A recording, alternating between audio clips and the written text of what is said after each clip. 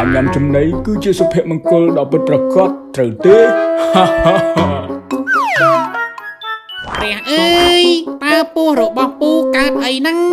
ហើយថ្មិញក៏អញ្ចឹងដែរ ព្រះអើយតើមានរឿងអ្វីកើតឡើងចំពោះពូនឹងទៅណោ គាត់ស្ទើរតែលែងមានថ្មិញទៅហើយតើគាត់ញ៉ាំអាហារបានដោយរបៀបណាទៅ មើលទៅស្ថានភាពរបស់លោកពូដូចជាមិនសូវល្អទេ ថ្ងៃនេះយើងនាំគ្នារៀនអំពីជំងឺដែលបណ្ដាលមកពីរបៀបរស់នៅ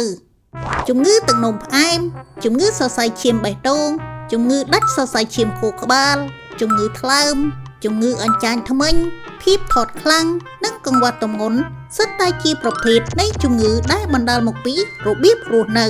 អូហូមិនក៏ច្រើនម្លេះ ដាច់សរសៃឈាមអញ្ចឹងហ៎ លេងសើចទេដឹងមិនបានជាកាន់តែស្ដាប់កាន់តែគួរឲ្យខ្លាចទៅអញ្ចឹង ព្រះអើយខ្ញុំមិនចង់កើតជំងឺទាំងនេះទេ ខ្ញុំយល់ហើយខ្ញុំក៏មិនចង់ថត់ដែរខ្ញុំឈប់ញ៉ាំអាហារច្រើនទៀតហើយ មិនបានទេការកាត់បន្ថយរបបអាហារហួសប្រមាណដោយសារខ្លាចធាត់អាចបណ្ដាលឲ្យអ្នកប្រឈមនឹងភាពកង្វះទម្ងន់បានណា មានជំងឺពិតជាពិបាកណាស់វ៉ាទីតើអាចប្រាប់យើងបានទេថាត្រូវធ្វើយ៉ាងណាទើបអាចទប់ស្កាត់ជំងឺទាំងអស់នេះបាន តើអ្នកចាំពីរ៉ាមីតអាហារដែលយើងធ្លាប់រៀនកាលពីមុនទេ ខ្ញុំនៅចាំវាបាន អ្នកអាចប្រើវាជាគោលការណ៍ណែនាំមួយសម្រាប់ទទួលទានអាហារឲ្យបានសមស្របណា